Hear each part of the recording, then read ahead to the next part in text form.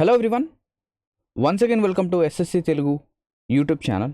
So ఈ వీడియోలో మనం వచ్చేసరికి పాలిటీ ఎఫ్ఆర్బి సిరీస్ క్లాస్ 9లో అయితే ఉన్నాం. సో లాస్ట్ క్లాస్లో మనం వచ్చేసరికి పార్లమెంట్ అనే టాపిక్ స్టార్ట్ చేసాం. సో ఈ వీడియో వచ్చేసరికి ఈ పార్లమెంట్ యొక్క కంటిన్యూషన్ అన్నమాట. ఓకేనా? సో పార్లమెంట్ యొక్క సెకండ్ వీడియోగా మనం చెప్పొచ్చు. ఒక్క సెకండ్ టైం ఇవ్వండి నాకు. స్టక్ అయింది. ఎందుకు స్టక్ అయింది ఇది? Right, okay. సో ఇక్కడ కనుక చూస్తే ఇది వచ్చేసరికి పార్లమెంట్ యొక్క సెకండ్ వీడియో. ఓకే, ఇప్పుడు మనం ఏంటంటే లాస్ట్ క్లాస్లో ఆర్టికల్ నెంబర్ 89 వరకు ఏంటంటే డిస్కస్ అనేది చేయడం జరిగింది, అవునా? సో ఈ ఆర్టికల్ 89లో chairman, deputy chairman of Rajya Sabha గురించి చెప్పడం అయితే జరుగుతుంది. అంటే ఈ ఆర్టికల్ 89 నుంచి మనకి ఏం స్టార్ట్ అవుతుందంటే ఆఫీసర్స్ ఆఫ్ పార్లమెంట్ అనేది స్టార్ట్ అవుతుంది. పార్లమెంట్లో ఎటువంటి ఆఫీసర్స్ ఉంటారు, వాళ్ళ యొక్క డెసిగ్నేషన్ ఏంటి, వాళ్ళ యొక్క పని ఏంటి, వాళ్ళ యొక్క రిమూవల్ అనేది మనం ఏ విధంగా చేస్తాం అనేది మొత్తం ఏంటంటే ఇక్కడ ఉండడం అనేది జరుగుతుంది. సో ఇక్కడ మనకేంటంటే చైర్మన్, రాజ్యసభకి చైర్మన్గా ఎవరు ఉంటారంటే మన వైస్ ప్రెసిడెంట్ గారు ఉంటారు. అదే ఇక్కడ డిప్యూటీ చైర్మన్గా ఎవరు ఉంటారంటే రాజ్యసభలో ఎలక్షన్స్ అనేవి జరిగి మనం ఏంటంటే డిప్యూటీ చైర్మన్స్ని ఏంటంటే ఎన్నుకోవడం అనేది జరుగుతుంది. ఓకేనా?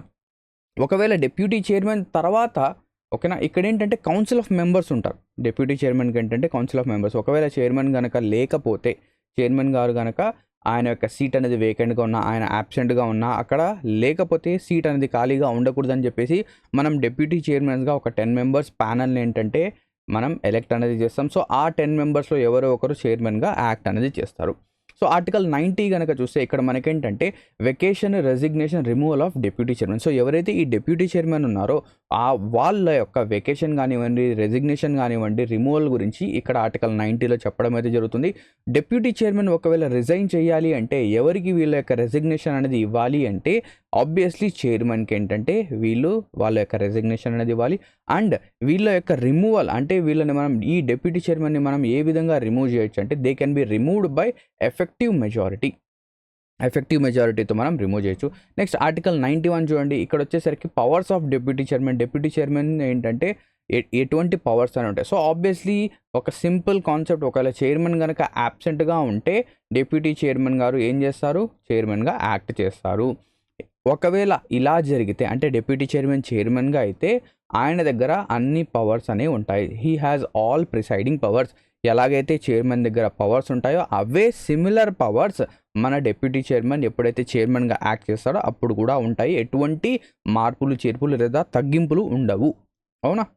నెక్స్ట్ ఇక్కడ చూడండి ఆర్టికల్ 92. ఆర్టికల్ 92 వచ్చేసరికి restrictions on presiding during removal motion. So ఎప్పుడైనా కానివ్వండి, చైర్మన్ పైన కానివ్వండి, డిప్యూటీ చైర్మన్ పైన కానివ్వండి, ఒక రిమూవల్ మోషన్ కనుక ఉంటే, అంటే మనం ప్రెసిడెంట్కి ఇంపీచ్మెంట్ అంటాం, కానీ చైర్మన్కి, డిప్యూటీ చైర్మన్కి ఏంటంటే మనం రిమూవల్ మోషన్ అని చెప్పేసి అంటాం. అంటే వీళ్ళు ఏదో ఒక చిన్న తప్పు చేసి ఉండొచ్చు, లేదా అలిగేషన్స్ ఉండొచ్చు వీళ్ళపైన. అంటే వీళ్ళు సో రీసెంట్లీ మనం చూసాం, ఎవరైతే మన జగదీప్ ధన్కర్ గారు ఉన్నారో ఆయన పైన ఏంటంటే ఒక రిమూవల్ మోషన్ అనేది వస్తుంది అని చెప్పేసి ఒక పుకార్ అనేది రైజ్ అవ్వడం జరిగింది, బట్ అది రాలేదు. ఒకవేళ ఇటువంటి ఒక రిమూవల్ మోషన్ కనుక వస్తే అప్పుడు చైర్మన్ కానివ్వండి, డిప్యూటీ చైర్మన్ కానివ్వండి, వాళ్ళు ఏదైతే చైర్మన్ పదవి ఉందో అంటే ఆ సభ్యత, అంటే ఆ రాజ్యసభ ఏదైతే ఉందో దానికి హెడ్గా ఉండకూడదు. అంటే ఇప్పుడు ఆబ్వియస్లీ ఆలోచించండి, మీరేంటంటే ఒక క్లాస్లో ఉన్నారు, మీరు ఒక తప్పు చేశారు. ఒక తప్పు చేశారు, కానీ ఆ క్లాస్కి లీడర్ మీరేం చేస్తారు? మీరు ఏదైతే తప్పు చేశారో దాన్ని ఆబ్వియస్లీ మీరే ఏంటంటే కవర్ చేసుకుంటారు. సో ఇలాగా జరగకూడదని చెప్పేసి ఎప్పుడైనా కానివ్వండి రిమూవల్ మోషన్ కనుక ఉంటే చైర్మన్, డిప్యూటీ చైర్మన్ ఏదైతే ఆ ప్రిసైడింగ్ పొజిషన్లో కూర్చోకూడదు. నెక్స్ట్ ఆర్టికల్ 93 ఏం చెప్తుంది? Speaker, deputy speaker of Lok Sabha. ఇప్పుడు లోక్సభకు వచ్చాం మనం, ఇంతవరకు రాజ్యసభలో ఉన్నాం, ఇప్పుడు లోక్సభకు వచ్చాం. లోక్సభలో స్పీకర్, డిప్యూటీ స్పీకర్ ఉంటారు. ఏదైతే స్పీకర్ ఉంటాడో ఆయనని మనం ఏం చేస్తామంటే ఎలెక్ట్ చేసుకుంటాం. బేసికలీ చూడండి, ఎప్పుడైతే ఈ లోక్సభ అనేది స్టార్ట్ అవుతుందో అప్పుడు ఏమవుతుందంటే ఇక్కడ స్పీకర్ డైరెక్ట్గా ఉండడు. సో ఎప్పుడైతే స్పీకర్ ఉండడో ఇక్కడ ఆబ్వియస్లీ ఎప్పుడైతే లోక్సభ అనేది ఆరిజినేట్ అవుతుందో, అంటే ఒక కొత్త గవర్నమెంట్ అనేది ఫామ్ అయితే అక్కడ ఏంటంటే ఎవరు కూడా ఓత్ అనేది చేసి ఉండరు. సో అప్పుడు ఏం చేస్తారంటే ఒక ప్రోటెంప్ట్ స్పీకర్ని ఏంటంటే వాళ్ళు ఏంటంటే డెసిగ్నేట్ చేస్తారు అన్నమాట. సో ఆ ప్రోటెంప్ట్ స్పీకర్ ఆబ్వియస్లీ ఎవరు అయి ఉంటారంటే ఎవరికైతే పొలిటికల్ ఫీల్డ్లో చాలా ఎక్స్పీరియన్స్ ఉంటుందో, ఏజ్ పరంగా కాదు, ఓకేనా, ఏజ్ పరంగా ఎక్స్పీరియన్స్ కాదు. పొలిటికల్ ఫీల్డ్లో ఎవరికైతే ఎక్కువ ఎక్స్పీరియన్స్ ఉంటుందో వాళ్ళని మనం ఏం చేస్తామంటే ప్రోటెంప్ట్ స్పీకర్గా, అంటే ఒక టెంపరరీ స్పీకర్గా, యాక్టింగ్ స్పీకర్గా మనం ఏంటంటే వాళ్ళని ఎన్నుకుంటాం. వాళ్ళు ఏం చేస్తారంటే వాళ్ళ ఎవరైతే మెంబర్స్ ఉంటారో వాళ్ళకందరికీ ఓట్స్ అనేవి ఇప్పించి తర్వాత ఏం చెప్తారంటే ఇప్పుడు మీరు ఎలక్షన్స్ అనేవి కండక్ట్ చేయండి అని చెప్పేసి చెప్తారు. ఎప్పుడైతే ఎలక్షన్స్ అనేవి జరుగుతాయో మనం స్పీకర్ని ఏంటంటే ఎన్నుకుంటామో ఆ స్పీకర్ చైర్ అనేది ఎక్కిన తర్వాత ఈ ప్రోటెంప్ట్ స్పీకర్ ఏంటంటే దిగిపోతాడు. సో ఆ విధంగా ఉంటుంది. So elected by Lok Sabha members ఈ స్పీకర్ని, డిప్యూటీ స్పీకర్ని ఎన్నుకుంటారు. నార్మల్గా చూడండి, స్పీకర్ ఏంటంటే ఏదైతే రూలింగ్ పార్టీ ఉంటుందో అక్కడ నుంచి మన స్పీకర్ ఉంటారు. నెక్స్ట్ డిప్యూటీ స్పీకర్ ఏంటంటే ఏదైతే అపోజిషన్ పార్టీ అనేది ఉంటుందో అక్కడ నుంచి మన డిప్యూటీ స్పీకర్ గారు నార్మల్గా జనరల్లీ ఇది ఓకేనా, కాన్స్టిట్యూషన్లో ఎక్కడా మెన్షన్ చేయలేదు, బట్ జనరల్గా స్పీకర్ ఏంటంటే ఏదైతే రూలింగ్ పార్టీ ఉందో అక్కడ నుంచి వస్తారు. నెక్స్ట్ డిప్యూటీ స్పీకర్ వచ్చేసరికి అపోజిషన్ పార్టీ నుంచి వస్తారు. గత నాకు తెలిసి ఒక 10 to 11 ఇయర్స్గా డిప్యూటీ స్పీకర్ పొజిషన్ అనేది ఖాళీగా ఉంది. అంటే ఫ్రమ్ 2014 లోక్సభలో డిప్యూటీ స్పీకర్ పొజిషన్ అనేది ఖాళీగా ఉంది. ఎందుకు ఖాళీగా ఉంది? ఎందుకంటే ఇక్కడ వచ్చేసరికి మనకేంటంటే అపోజిషన్లో అంతగా ఏంటంటే అపోజిషన్ లీడర్స్ నుంచి ఎన్నుకునేంత ఇది వాళ్ళకి లేదన్నమాట. ఓకేనా, సో దాని యొక్క ఎలక్షన్స్ అనేవి కూడా వాళ్ళు కండక్ట్ అనేది చేయడం లేదు. క్లియర్? సో ఇక్కడ చూడండి, speaker from ruling party, deputy speaker from opposition. Next article 94 చూద్దాం. Vacancy, resignation, removal of speaker, deputy speaker. Speaker కానివ్వండి, డిప్యూటీ స్పీకర్ వాళ్ళ యొక్క సీట్ అనేది ఎప్పుడు వేకెంట్గా ఉంటుంది. వాళ్ళు రెసిగ్నేషన్ చేస్తే ఎవరికి రెసిగ్నేషన్ చేస్తారో వాళ్ళని మనం ఏ విధంగా రిమూవ్ అనేది చేస్తాము అనేది ఆర్టికల్ 94లో ఉంది. సో రెసిగ్నేషన్ ఒకవేళ చేయాలి అనుకుంటే స్పీకర్ ఆయన యొక్క రెసిగ్నేషన్ లెటర్ డిప్యూటీ స్పీకర్కి ఇస్తాడు, డిప్యూటీ స్పీకర్కి ఆయన యొక్క రెసిగ్నేషన్ లెటర్ అనేది ఇస్తారు. అండ్ వీళ్ళ యొక్క రిమూవల్ అనేది మనం ఎఫెక్టివ్ మెజారిటీ ద్వారా మనం ఏంటంటే వీళ్ళని రిమూవ్ చేస్తాం. సో సేమ్ యాజ్ ఏదైతే రాజ్యసభలో చైర్మన్, డిప్యూటీ చైర్మన్ ఉన్నారో అదే విధంగా ఇక్కడ కూడా వీళ్ళని మనం ఎఫెక్టివ్ మెజారిటీతో రిమూవ్ అనేది చేస్తాము. అదే వేకెన్సీ కనుక అంటే వాళ్ళు యాబ్సెంట్ అయినా ఆ సీట్కి ఎలక్షన్స్ ఇంకా జరగకపోతే ఎలక్షన్స్ అనేది కండక్ట్ చేసి ఆ సీట్ అనేది ఫిల్ చేస్తాం. ఓకే, నా ఆర్టికల్ 95. సో ఆర్టికల్ 95లో ఇక్కడ చూడండి, acting speaker, deputy speaker. So already మనం చెప్పాము యాక్టింగ్ స్పీకర్ లేదా ప్రోటెంప్ట్ స్పీకర్ యొక్క పని ఏంటి? ఎవరైతే కొత్తగా ఎన్నుకున్న లోక్సభ అనేది ఉంటుందో దానికి ఏంటంటే ఆయన ఎలక్షన్స్ అనేవి కండక్ట్ చేస్తారు. So deputy speaker acts in absence of speaker. So speaker యాబ్సెంట్గా ఉంటే డిప్యూటీ స్పీకర్ ఏం చేస్తాడు? స్పీకర్గా పనిచేస్తాడు. Next president may appoint presiding officer if both అంటే ఎవరు? బోత్ అంటే ఇక్కడ స్పీకర్, డిప్యూటీ స్పీకర్. ఒకవేళ ఇద్దరు స్పీకర్ కానివ్వండి, డిప్యూటీ స్పీకర్ కానివ్వండి, ఈ రెండు పొజిషన్స్ అనేవి వేకెంట్గా ఉంటే, యాబ్సెంట్ కాదు, ఈ రెండు పొజిషన్స్ అనేవి వేకెంట్గా ఉంటే ప్రెసిడెంట్ గారు ఏం చేస్తారు? ఎవరినో ఒకరిని ఏంటంటే అపాయింట్ అనేది చేస్తారు. ఎలాగా? స్పీకర్గా. ఓకేనా? సో ఏదైనా ఒక హౌస్ అనేది పర్టికులర్గా రన్ అవ్వాలి అంటే అక్కడ ఖచ్చితంగా మనకేముండాలి?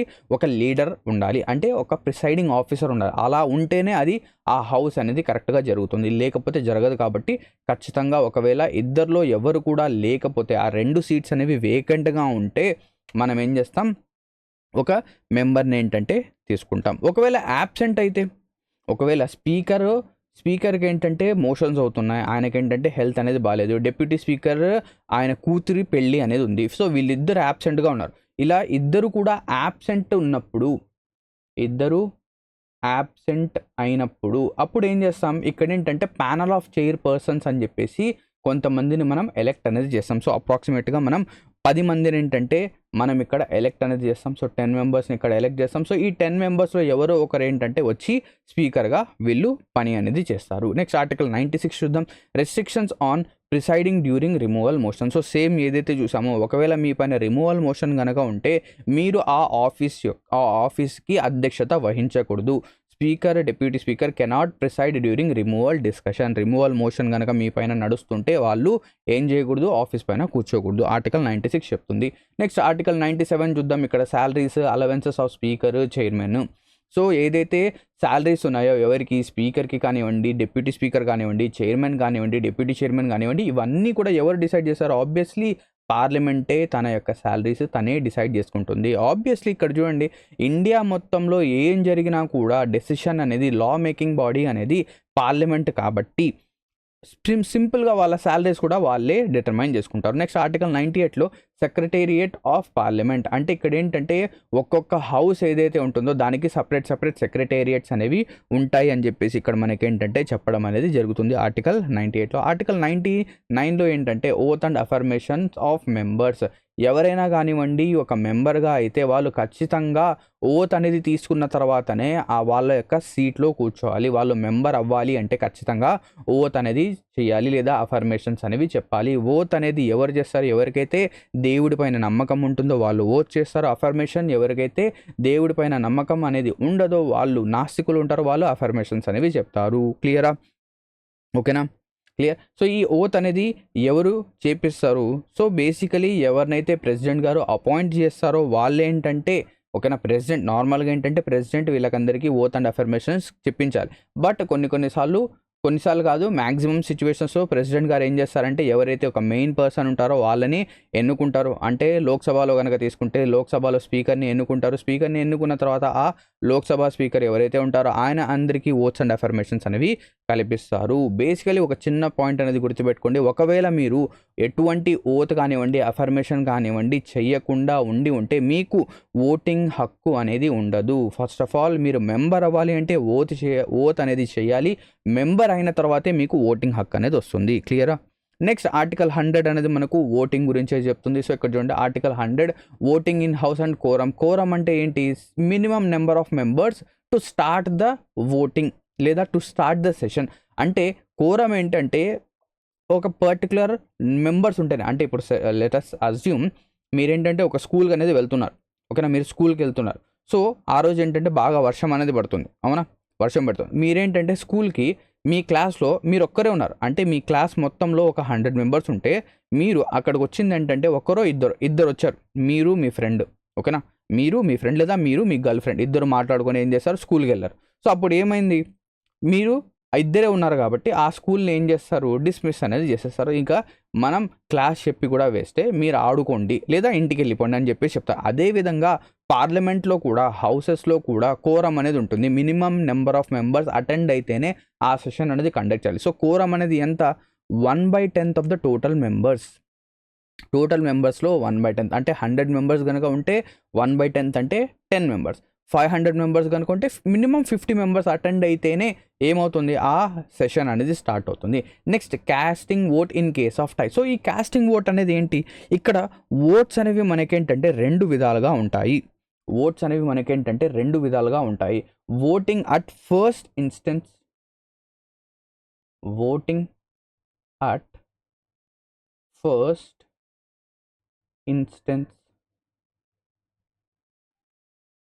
దీని తర్వాత కాస్టింగ్ ఓట్.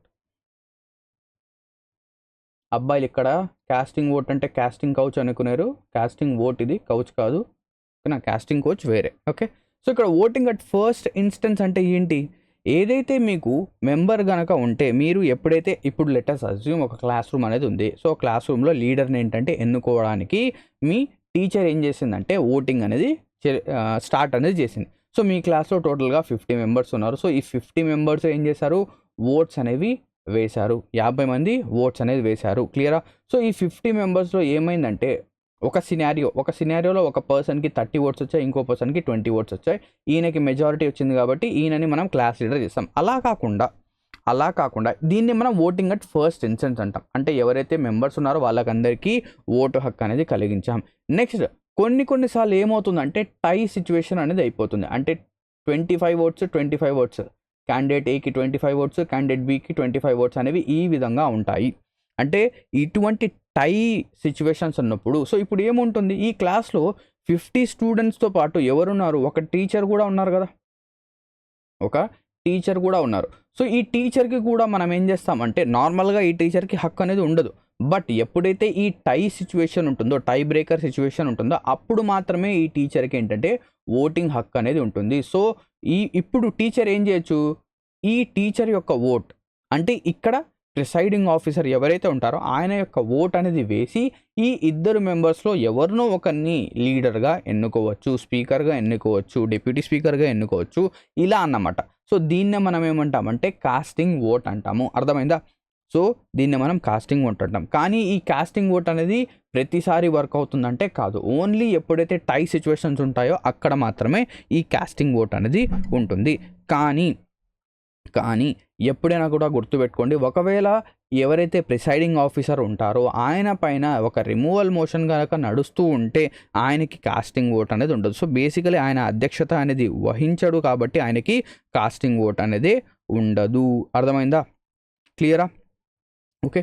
నా కమింగ్ టు ద ఆర్టికల్ 101, ఇక్కడ వచ్చేసరికి వెకేషన్ ఆఫ్ సీట్స్ అంటే సీట్స్ అనేవి ఎప్పుడు ఖాళీగా ఉండొచ్చు. సో ఎప్పుడైనా కూడా చూడండి, మీకు డ్యువల్ మెంబర్షిప్స్ అనేవి ఉండకూడదు. అంటే మీరు లోక్సభలో మెంబర్, రాజ్యసభలో మెంబర్, ఈ 2 చోట్ల మెంబర్గా ఉంటే మీరు రెండిట్లో ఏదో ఒక మెంబర్షిప్ని వదిలేయాలి. ఒకవేళ మీరు రెండిట్లో ఏదో ఒక మెంబర్షిప్ కనుక వదిలేయకుంటే ఓకేనా, ఏమవుతుందంటే ఆబ్వియస్లీ అందులో ఏదైతే ప్రామినెంట్ అనేది ఉంటుందో, అంటే ఇక్కడ మనం ఏం చెప్పొచ్చు, లోక్సభ రాజ్యసభలో లోక్సభ అనేది ఇంపార్టెంట్ కాబట్టి మీరు రాజ్యసభ యొక్క సీట్ అనేది కోల్పోతారు. ఓకేనా, డ్యువల్ మెంబర్షిప్ కనుక ఉంటే. అదేవిధంగా మీరు ఏంటంటే లోక్సభలో మెంబర్ అండ్ దాంతోపాటు ఏదైతే లెజిస్లేటివ్ కౌన్సిల్ అనేది ఉందో ఆ లెజిస్లేటివ్ కౌన్సిల్లో మెంబర్గా ఉంటే, స్టేట్ యొక్క లెజిస్లేటివ్ కౌన్సిల్లో, అక్కడ కూడా ఏమవుతుంది, 2 హౌసెస్లో మీరు మెంబర్షిప్ ఉండకూడదు కాబట్టి ఆ రెండిట్లో ఏదో ఒకటి తీసేస్తారు. అండ్ దాంతోపాటు ఎప్పుడైనా కానివ్వండి మీ సీట్ అనేది 60 రోజుల కంటే ఎక్కువ వేకేట్గా ఉండకూడదు. అంటే ఇప్పుడు సెషన్స్ అనేవి జరుగుతున్నాయి, పార్లమెంటరీ సెషన్స్ అనేవి జరుగుతున్నాయి. మీరేంటంటే కంటిన్యూస్గా ఒక 60 రోజులు ఆ సెషన్కి ఏంటంటే అటెండ్ అనేది కాలేదు. అటువంటి సిచ్యువేషన్లో ఏం చేస్తారు? ఓకేనా, if seat is absent for 60+ date without permission తీసుకోకుండా ఇలా యాబ్సెంట్ అయితే, ఆబ్వియస్లీ చూడండి, మీరు కాలేజెస్లో ఉంటే మీకు 75%, 80% అటెండెన్స్ అనేది ఉండాలి అని చెప్తున్నారు. ఇక్కడ 60 రోజులు టైం ఇస్తున్నారు. సో 60+ డేస్ టైం ఇస్తున్నారు. సో దీనికంటే ఎక్కువ కనుక మీరు యాబ్సెంట్ అయితే మీ యొక్క ఏదైతే సీట్ అనేది ఉంటుందో దాన్ని క్యాన్సిల్ అవుట్ చేస్తారు. నెక్స్ట్ ఆర్టికల్ 102 చూద్దాం. Disqualification of MPs.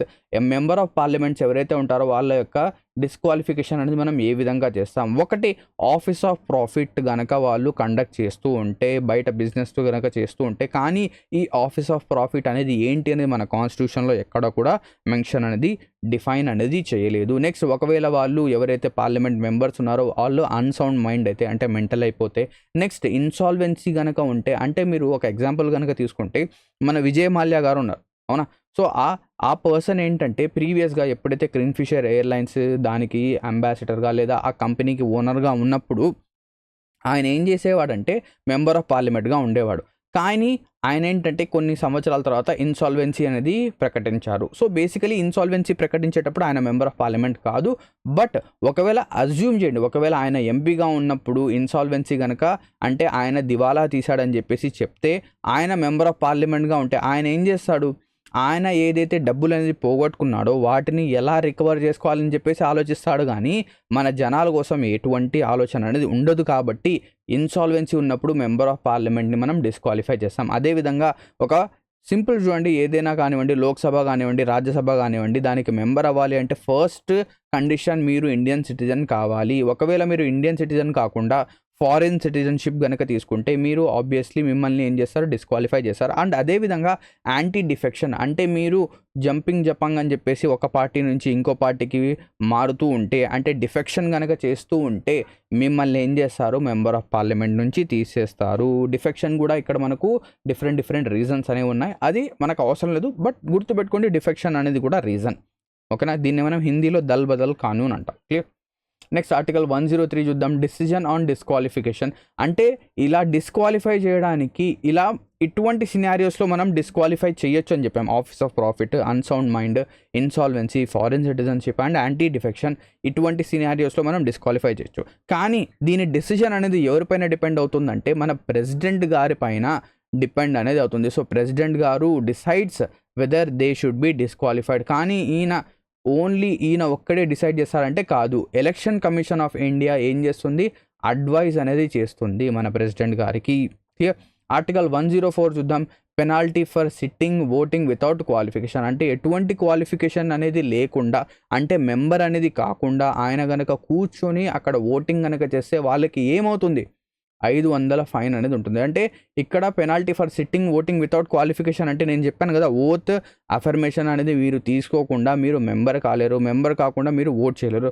అలా కాకుండా మీరు డైరెక్ట్గా అలా కూర్చొని ఓటింగ్ కనుక చేస్తే మీకు రోజుకి 500 రూపాయలు ఫైన్ అనేది ఉంటుంది. చూడండి ఎంత పెద్ద అమౌంట్, 500 రూపాయలు ఫైన్. అంటే మీరు హెల్మెట్ లేకుండా బండి కనుక నడిపితే మీకు 185 రూపీస్ 200 రూపీస్ అనేది ఫైన్ వేస్తారు. కానీ మన ఇండియన్ పార్లమెంట్లో కనుక మీరు పని అనేది అంటే ఏదైతే రూల్స్ అండ్ రెగ్యులేషన్స్ ఉన్నాయో ఆ రూల్స్ అండ్ రెగ్యులేషన్స్ ఫాలో కాకపోతే మీకు జస్ట్ 500 రూపాయలు అంటే చిల్లర అమౌంట్ అనేది ఫైన్గా వేస్తున్నారు. సో ఇలా ఉందన్నమాట. క్లియర్? ఎందుకు? వీళ్ళ చేతిలో, పార్లమెంట్ చేతిలోనే ఉంది అంతా. నెక్స్ట్ ఆర్టికల్ 105 చూద్దాం. Powers and privileges of parliament members. So parliament మెంబర్స్కి కొన్ని పవర్స్ అండ్ ప్రివిలేజెస్ ఉంటాయి. వీళ్ళకి ఫ్రీడమ్ ఆఫ్ స్పీచ్ అనేది ఉంటుంది. ఎక్కడైతే పార్లమెంటరీ సెషన్స్ అనేవి జరుగుతుంటాయో అక్కడ వాళ్ళకి విపరీతమైన ఫ్రీడమ్ ఉంటుంది. వాళ్ళు ఏమైనా అనుకోవచ్చు, వాళ్ళు తిట్టుకుంటారు, కొట్టుకుంటారు, బెంచెస్ విరగొడతారు, ఏమంటే అది చేస్తారు. కానీ అక్కడ ఏదైతే స్పీచ్ అనేది మనం మాట్లాడతామో అది బయటికి వచ్చి కోర్టులో ఎటువంటి డిస్కషన్ అనేది ఉండదు అని చెప్పేసి ఇక్కడ చెప్తున్నారు. చూడండి, immunity from court proceedings from acts in parliament. మనం ఏవైతే యాక్ట్స్ అనేవి చేస్తామో పార్లమెంట్లో దానికి కోర్ట్ ప్రొసీడింగ్స్ అనేవి ఉండదు. అక్కడ ఏదైతే మాట్లాడతామో అక్కడ ఉండదు. అంటే ఇక్కడ సింపుల్గా ఏదైతే ఒక క్లాస్ రూమ్లో డిస్కషన్స్ అనేవి జరుగుతాయో అది ఆ క్లాస్ టీచర్ లేదా ఆ క్లాస్ లీడర్ ఏం చేస్తారు, వాళ్ళని దండిస్తారు. అంతేగాని అక్కడి నుంచి మీరు బయటకు వచ్చి ఇంట్లో మీ పేరెంట్స్కి చెప్పడమో లేదా పక్కింటి వాళ్ళకి చెప్పడమో అలా ఉండదు అని చెప్పేసి ఇక్కడ చెప్తున్నారు. ఇటువంటి ఫ్రీడమ్ ఆఫ్ స్పీచ్ అనేది పార్లమెంటరీ మెంబర్స్కి అనేది ఉంటుంది. ఓకేనా? నెక్స్ట్ దీని తర్వాత ఆర్టికల్ 106 శాలరీస్ ఆఫ్ పిఎం అంటున్నాను, ఎంపీస్ యొక్క శాలరీస్ అనేది ఎవరు డిసైడ్ చేస్తారో ఆబ్వియస్లీ పార్లమెంట్ అనేది డిసైడ్ చేస్తుంది. Next article 107 introduction and passing of bills. అంటే బిల్స్ అనేవి మనం ఏ విధంగా ఇంట్రడ్యూస్ చేస్తాము, ఎక్కడి నుంచి ఎక్కడికి ఇంట్రడ్యూస్ చేస్తాము, అండ్ ఆ బిల్స్ అనేవి ఏ విధంగా పాస్ అవుతాయి. ఇక్కడ మనకేంటంటే 3 స్టేజెస్లో బిల్స్ అనేవి ఉంటాయన్నమాట. ఒకటి లోక్సభ, ఇంకోటి వచ్చేసరికి రాజ్యసభ, ఇంకోటి వచ్చేసరికి ప్రెసిడెంట్. ఓకేనా? సో నార్మల్గా ఒక బిల్ అనేది ఎయిదర్ లోక్సభలో రావచ్చు లేదా రాజ్యసభలో రావచ్చు. రెండిట్లో ఏదో ఒక చోట రావచ్చు.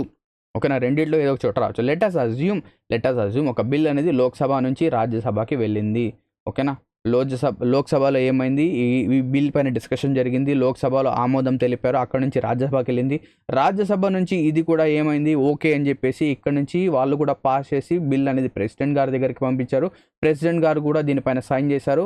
అప్పుడు ఆ బిల్ అనేది ఏమవుతుంది, యాక్ట్ అవుతుంది. లెట్ అస్ సపోజ్ లోక్సభ నుంచి రాజ్యసభకు ఒక బిల్ అనేది పంపించారు. కానీ రాజ్యసభ వాళ్ళు ఏం చేశారంటే ఆ బిల్ని వెనక్కి పంపించారు. ఎందుకు? ఇందులో కొన్ని మీరు మార్పులు చేర్పులు అనేది చేయండి, అంటే ఇందులో ఇంప్రూవ్మెంట్ చేయండి, లేదా వెనక్కి పంపించారు, ఇది మాకు నచ్చలేదు, దీన్ని క్యాన్సల్ అవుట్ చేయండి అని చెప్పేసి వెనక్కి పంపించారు. ఓకేనా? వెనక్కి పంపించారు. లేదా ఒక బిల్ అనేది రాజ్యసభలో ఒరిజినేట్ అయింది, అక్కడి నుంచి లోక్సభకి వెళ్ళింది. లోక్సభ వాళ్ళు ఏం చెప్పారు, ఇది మాకు నచ్చలేదు, దీన్ని అమెండ్మెంట్ చేయండి, దీన్ని మార్చండి అని చెప్పేసి వెనక్కి పంపించారు. లేదా రాజ్యసభ నుంచి లోక్సభకు ఒక బిల్ అనేది వెళ్ళింది, వాళ్ళకి ఏంటంటే ఆ బిల్ అనేది నచ్చలేదు, వాళ్ళు ఏంటంటే దాన్ని క్యాన్సల్ అవుట్ చేశారు. రెండిట్లో ఏదైనా జరగచ్చు. లోక్సభ నుంచి రాజ్యసభకి వెళ్ళొచ్చు, రాజ్యసభ నుంచి లోక్సభకి వెళ్ళొచ్చు. అప్పుడు ఏమైపోయింది, ఒక బిల్ అనేది ఈ రెండిటి మధ్యలోనే ఆగిపోయింది. అంటే ఇక్కడ మనకి ఏమైపోయిందంటే ఒక లాక్ సిచ్యువేషన్ అనేది ఏర్పడింది. దీన్నే మనం ఏమంటామంటే ఒక డెడ్ లాక్ సిచ్యువేషన్ అంటాము. ఒక డెడ్ లాక్ సిచ్యువేషన్స్. ఇటువంటి డెడ్ లాక్ సిచ్యువేషన్స్ అన్నప్పుడు, ఓకేనా, ఇటువంటి డెడ్ లాక్ సిచ్యువేషన్స్ ఉన్నప్పుడు ఏమవుతుందంటే మన ప్రెసిడెంట్ గారు జాయింట్ సిట్టింగ్ని ఏంటంటే పిలిపించవచ్చు. అదే ఆర్టికల్ 108లో ఉంది. అంటే 108 అంటే ఏంటి, ఎమర్జెన్సీ. సో 108 అంటే ఆబ్వియస్లీ మన ఎమర్జెన్సీ బండి యొక్క అంబులెన్స్ యొక్క నెంబర్. ఎమర్జెన్సీ ఉంటేనే కాల్ చేస్తాం. అదేవిధంగా ప్రెసిడెంట్ గారు 108 అని చెప్పేసి ఎమర్జెన్సీ ప్రకటిస్తారు. ఎవరిపైన? పార్లమెంట్ పైన. అంటే లోక్సభ రాజ్యసభ ఇద్దరిని కూర్చోబెట్టి నీ ప్రాబ్లం ఏంటి అని చెప్పేసి మనం ఇక్కడ డిస్కస్ చేస్తాం. కానీ ఇది వచ్చేసరికి నేను ఏం చెప్పాను, ఇంతవరకు ఆర్డినరీ బిల్ గురించి చెప్పాను. కానీ ఏదైతే మనీ బిల్ అనేది ఉంటుందో ఇక్కడ ఇంకో సినారియో కూడా ఉంది. ఏదైతే బిల్ అనేది ఈ 2 చోట్ల ఒకవేళ లోక్సభలో పాస్ అయిపోయింది, రాజ్యసభలో పాస్ అయిపోయింది. పాస్ అయిన తర్వాత మళ్ళీ ప్రెసిడెంట్ గారి దగ్గరకు వెళ్ళి కూడా ఒక బిల్ అనేది ఆగిపోవచ్చు. దాన్ని మనం ఏమంటామంటే వీటో పవర్ అంటాం. దాని గురించి కూడా డిస్కస్ చేద్దాం. సో ఇక్కడ 108 ఆర్టికల్ని యూజ్ చేసి జాయింట్ సిట్టింగ్ని ఏంటంటే పిలిపించారు. పిలిపించిన తర్వాత ఇక్కడ ఆ డెడ్ లాక్ని ఏంటంటే వాళ్ళు ఏం చేస్తారు, రిజాల్వ్ అనేది చేస్తారు. కానీ ఎక్సెప్ట్ మనీ బిల్ అనేది ఈ ప్రొసీజర్ ఫాలో కాదు. మనీ బిల్ అనేది స్టార్టింగ్ అంటే ఇది ఒరిజినేట్ అవ్వాలి అంటే లోక్సభ నుంచి ఒరిజినేట్ అవ్వాలి. అండ్ ఏదైతే మనీ బిల్ అనేది ఉంటుందో అది ప్రయర్ రికమెండేషన్ ఆఫ్ ప్రెసిడెంట్ నుంచే వస్తుంది. అంటే ఎప్పుడైతే ఓకేనా, నేను చెప్పాను కదా ఒక బిల్ అనేది ప్రెసిడెంట్ గారి దగ్గర ఆగిపోవచ్చు అని చెప్పేసి. కానీ మనీ బిల్ అనేది ప్రెసిడెంట్ గారి దగ్గర ఆగిపోయే అవకాశం అనేది ఉండదు. ఎందుకు?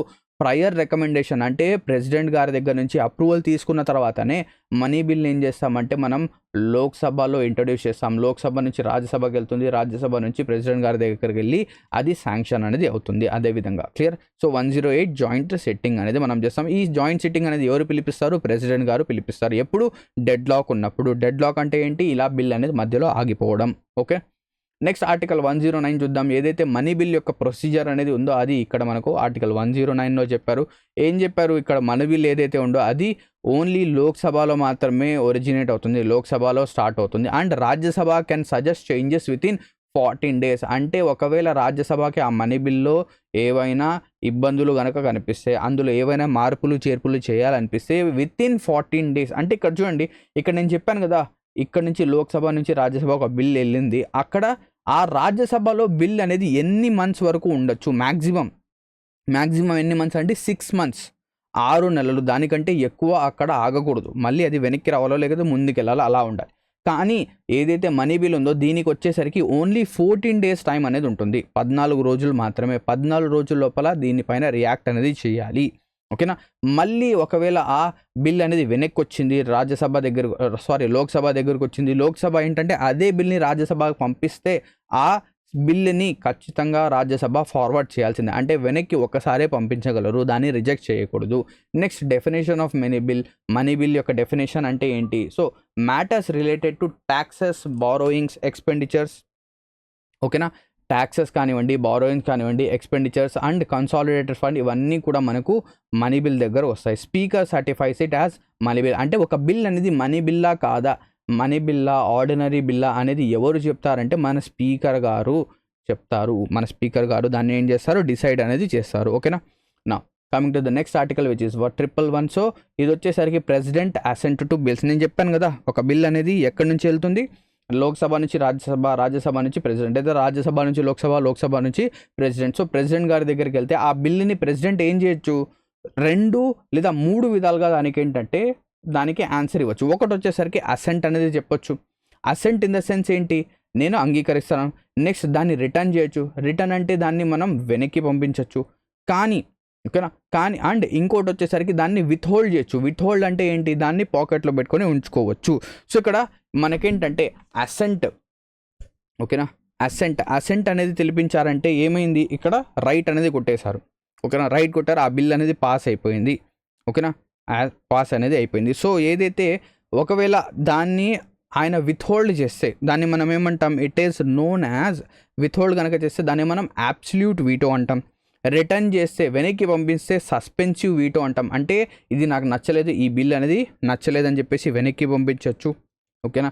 సో విత్హోల్డ్ చేస్తే దీన్ని మనం అబ్సల్యూట్ వీటో. ఓకేనా. అదే రిటర్న్ చేస్తే సస్పెన్సివ్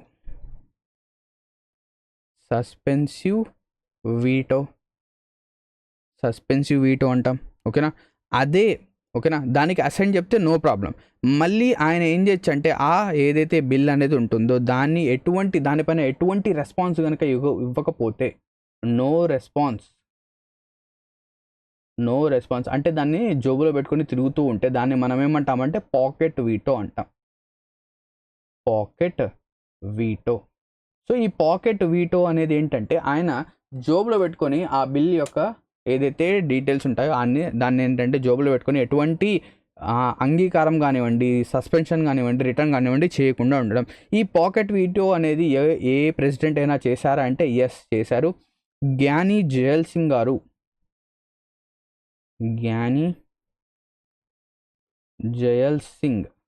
జ్ఞాని జయల్ సింగ్ గారు ఎప్పుడు 1986లో 1986వ సంవత్సరంలో ఈ పాకెట్ వీటోని యూజ్ చేశారు. ఏ బిల్? ఇండియన్ పోస్ట్కి సంబంధించి ఒక అమెండ్మెంట్ బిల్ అనేది ఉండేది. ఇండియన్ పోస్ట్కి సంబంధించి ఒక అమెండ్మెంట్. సో దానిపైన ఏంటంటే ఈయన పాకెట్ వీటో అనేది యూజ్ చేశారు. నెక్స్ట్ ఆర్టికల్ 112 ఏంటంటే మనకు యాన్యువల్ ఫైనాన్షియల్ స్టేట్మెంట్స్ గురించి చెప్తుంది. దీన్నే మనం ముద్దుగా ఏమంటాం? బడ్జెట్ అంటాం. కానీ ఒక పాయింట్ గుర్తుపెట్టుకోండి, బడ్జెట్ అనే వర్డ్ మన కాన్స్టిట్యూషన్లో ఎక్కడ కూడా మెన్షన్ చేయలేదు. దీన్ని మనం ఏమంటాం? Annual financial statements. ఏదైతే ఈ యాన్యువల్ ఫైనాన్షియల్ స్టేట్మెంట్స్ కానివ్వండి లేదా బడ్జెట్ కానివ్వండి, ఇది ఏం చేస్తుంది? ప్రెసిడెంట్ గారి దగ్గర ఎస్టిమేటెడ్ రిసీప్ట్స్ ఎక్స్పెండిచర్ అంటే మన గవర్నమెంట్కి ఏదైతే సంబంధించిన రాబోయే సంవత్సరంలో ఏవైతే ఎస్టిమేట్స్ ఉన్నాయో, రిసీట్స్ ఉన్నాయో, మన ఖర్చులు ఏవైతే ఉన్నాయో, మన ఆదాయం ఏదైతే ఉందో దాన్ని మొత్తం ఏంటంటే మన ప్రెసిడెంట్ గారికి ఏంటంటే చూపించడం జరుగుతుంది. నెక్స్ట్ ఆర్టికల్ 113లో మనకేంటంటే ఆర్టికల్ 113లో ఎస్టిమేట్స్ డిమాండ్ ఫర్ గ్రాంట్స్ అనేది ఇక్కడ మనకు చెప్పడం జరుగుతుంది. So only Lok Sabha votes on demands అంటే ఈ ఏదైతే డిమాండ్స్ అనేవి ఉంటాయో, అంటే ఏవైతే ఎస్టిమేట్స్ అంటే ఇప్పుడు గవర్నమెంట్కి ఏంటంటే ఖర్చులు ఉంటాయి కదా. సో గవర్నమెంట్ అనేది ఇన్ఫ్రాస్ట్రక్చర్ని బిల్డ్ చేస్తుంది. గవర్నమెంట్ అనేది మల్టిపుల్ థింగ్స్ అనేది ఏం చేస్తుంది? మల్టిపుల్ పబ్లిక్ ఏంటంటే ఫ్రీ ఫుడ్ కానివ్వండి, పబ్లిక్ డిస్ట్రిబ్యూషన్ స్కీమ్ కానివ్వండి, ఇలా మల్టిపుల్ థింగ్స్ పైన ఖర్చు చేస్తుంది. సో ఆ ఏదైతే ఖర్చు అనేది చేస్తుందో దానికి అమౌంట్ అనేది కావాలి. సో ఆ అమౌంట్స్ ఏవైతే ఉన్నాయో, ఆ ఎస్టిమేట్ ఏదైతే ఉంటుందో దానిపైన ఏంటంటే వీళ్ళు డిమాండ్ అనేది చేస్తారు. డిమాండ్ ఇన్ ద సెన్స్ అంటే మాకు ఇంత అమౌంట్ అనేది కావాలి. సో ఈ డిమాండ్స్ పైన, ఈ ఎస్టిమేట్స్ పైన ఓన్లీ లోక్సభకి మాత్రమే ఓటు హక్కు అనేది ఉంటుంది. క్లియరా? నా ఆర్టికల్ 113. అండ్ దాంతోపాటు ఇక్కడ మనం కనుక చూస్తే ప్రతి ఒక్క మినిస్ట్రీకి కొన్ని డిమాండ్స్ ఉంటాయి. ఇప్పుడు మినిస్ట్రీ ఆఫ్ రోడ్ అనేది ఉంది. సో వాళ్ళు ఏం చేస్తారు? రోడ్స్ అనేవి వేస్తారు. మినిస్ట్రీ ఆఫ్ లేబర్ ఏం చేస్తారు? ఆబ్వియస్లీ ఏదైతే వర్క్ ఫోర్స్ అనేది ఉందో వాటికి హెల్ప్ చేయడానికి ట్రై చేస్తారు. అలా అన్నమాట. ఎవ్రీ మినిస్ట్రీకి కొన్ని డిమాండ్స్ ఉంటాయి. ఆ డిమాండ్స్ని వాళ్ళు ఇక్కడ ప్రొడ్యూస్ చేస్తారు. Next article 114 appropriation bill. So required to withdraw money for consolidated fund అంటే ఎప్పుడైనా మనం కన్సాలిడేటెడ్ ఫండ్ ఆఫ్ ఇండియా నుంచి బిల్ కనుక విత్డ్రా చేస్తే, అమౌంట్ కనుక విత్డ్రా చేస్తే మనకు అప్రోప్రియేట్ బిల్ అనేది పాస్ చేయాలి. ఆర్టికల్ 115 మనకేంటంటే సప్లిమెంటరీ ఎక్సెస్ అడిషనల్ గ్రాంట్స్ అనేది చెప్తుంది. అంటే కొన్నిసార్లు ఏదైతే ఆల్రెడీ బడ్జెట్లో మనకు ఫండ్ అనేది అలొకేట్ అయిందో అది సరిపోకపోతే ఇంకా మనకేంటంటే అడిషనల్ అమౌంట్ కావాలన్నా, ఎక్సెస్ కావాలన్నా, అడిషనల్ గ్రాంట్స్ కావాలన్నా మనం ఏం చేస్తామంటే ఏవైతే అన్ఫోర్సీన్ ఎక్స్పెన్సెస్ ఉన్నాయో వాటిని మనం ఆర్టికల్ 115లో ఇంప్లిమెంట్ అనేది చేస్తాము. అక్కడ నుంచి మనం అడిషనల్ అమౌంట్ కూడా తీసుకోవచ్చు. నెక్స్ట్ ఆర్టికల్ 116లో ఓట్ ఆన్ అకౌంట్. సో ఈ vote on account, vote of credit అనేది ఇప్పుడు యూజ్ అనేది అవ్వడం లేదు. దీని గురించి మనం డిస్కస్ చేసి కూడా వేస్టే. ఓకేనా? సో ఇది అడగడు ఎగ్జామినేషన్లో, ఎందుకంటే ఇది ఇప్పుడు వర్కింగ్లో లేదు. నెక్స్ట్ ఆర్టికల్ 117 చూద్దాం. ఇక్కడ special provision for financial bills.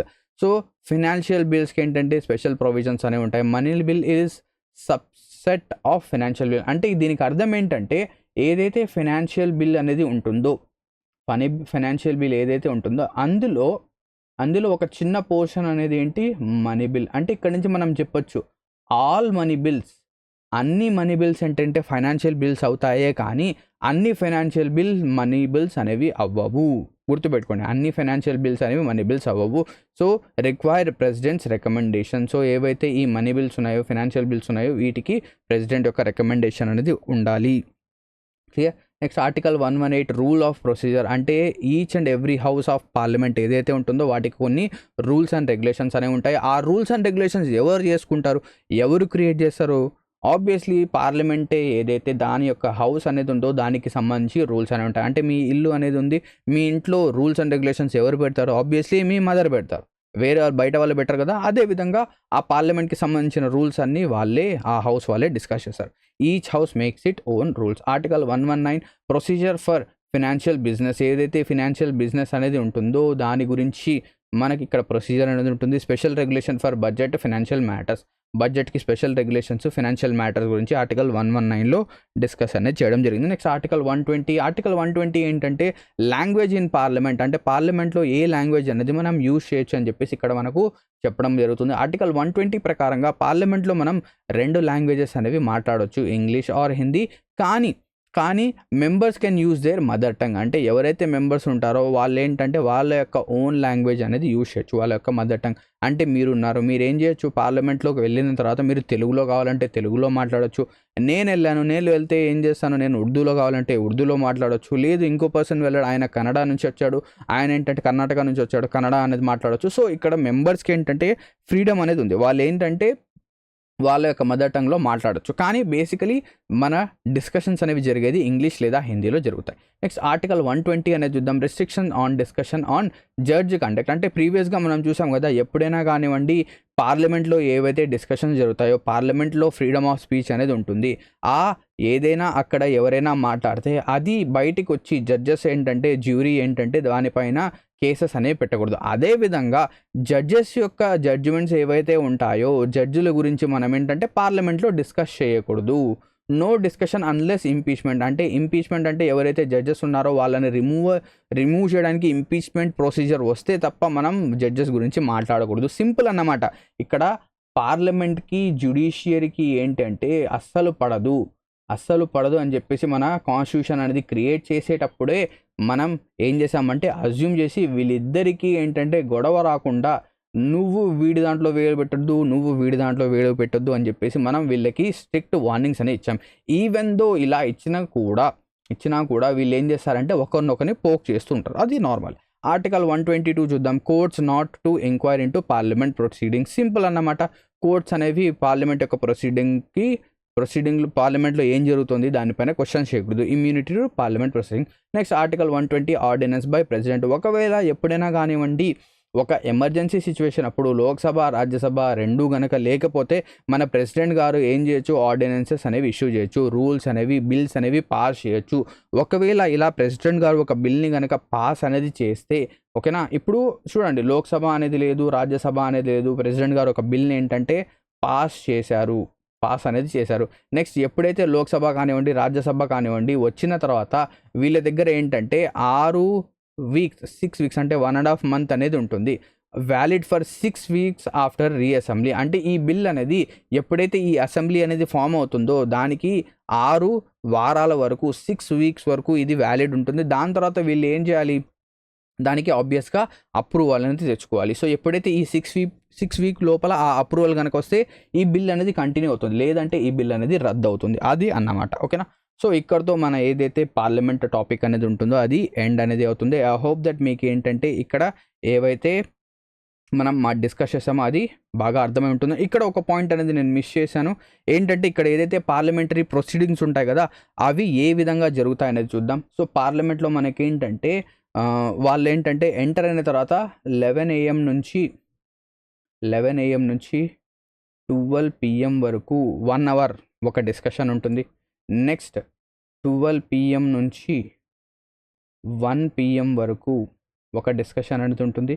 So 11 AM నుంచి 12 PM వరకు మనం ఏం చెప్తామంటే దీన్ని క్వశ్చన్ అవర్ అంటాం. దీన్ని మనం 12 PM నుంచి మనం దీన్ని 0 hour అంటాం. దీని తర్వాత 1 గంట ఏంటంటే వీళ్ళకి బ్రేక్ అనేది ఉంటుంది. సో వీళ్ళు లంచ్ బ్రేక్ అనేది తీసుకుంటారు 2 గంటల వరకు. నెక్స్ట్ మధ్యాహ్నం 2 గంటలకి ఏంటంటే కూర్చొని వీళ్ళు డిస్కషన్ అనేది చేస్తారు. సో క్వశ్చన్ అవర్లో ఏం చేస్తారంటే ఇక్కడ వీళ్ళు క్వశ్చన్స్ అనేవి అడగడం అనేది జరుగుతుంది. సో క్వశ్చన్స్ అనేవి కూడా ఎలా ఉంటాయి అంటే క్వశ్చన్స్ అనేవి ఎలా ఉంటాయంటే ఒకటి స్టార్డ్ క్వశ్చన్స్ ఉంటాయి, ఇంకోటి unstarred questions. So starved questions ఏవైతే ఉంటాయో వీటికి ఏంటంటే ఓరల్ ఆన్సర్స్ అనేవి ఇవ్వాలి. అన్స్టార్డ్ క్వశ్చన్స్కి ఏంటంటే రిటర్న్ ఆన్సర్స్ ఇవ్వాలి. జాగ్రత్త. ఓకేనా. స్టార్డ్కి ఓరల్, అన్స్టార్డ్కి రిటర్న్. అదే ఇంకొక క్వశ్చన్స్ కూడా ఉంటాయి. ఏంటంటే షార్ట్ నోటీస్ క్వశ్చన్స్. అంటే ఇందులో నోటీస్ ఉంది కాబట్టి ఈ క్వశ్చన్స్ అడగాలి అంటే నోటీస్ అనేది ఇవ్వాలి. ఎన్ని రోజుల నోటీస్ అనేది ఇవ్వాలి అంటే ఆబ్వియస్లీ 10 రోజుల ముందే ఈ షార్ట్ నోటీస్ క్వశ్చన్స్ అనేవి ముందే చెప్పాలి. సో ఇవి డిస్కషన్స్, ఇవన్నీ కూడా ఎక్కడ జరుగుతాయి, క్వశ్చన్ అవర్లో జరుగుతాయి. నెక్స్ట్ 0 hourలో ఏమవుతుందంటే ఏదైతే మన మీటింగ్ యొక్క అజెండా ఉందో, మీటింగ్ యొక్క అజెండా అనేది ఉందో అది డిసైడ్ అనేది అవుతుంది. ఇది అన్నమాట పార్లమెంటరీ ప్రొసీడింగ్ ఈ విధంగా జరుగుతాయి. ఐ హోప్ దట్ ఏవైతే ఈ పార్లమెంట్ అనేది ఉందో దీనిపైన మీకు బాగా ఏదైతే మనం డిస్కస్ చేసామో అది బాగా అర్థమై ఉంటుంది అనుకుంటున్నాను. సో పార్లమెంట్లో మనకి ఏంటంటే ఆర్టికల్స్ అంతగా ఇంపార్టెంట్ కాకపోయినా ఏదైతే ఇందులో ఏమేం కాంపోనెంట్స్ అనేవి ఉన్నాయి అది మనకేంటంటే ఇంపార్టెంట్. ఇక్కడతో ఈ వీడియో అనేది ఎండ్ అవుతుంది. Thank you very much for watching this video and have a lovely day ahead. Session dismissed.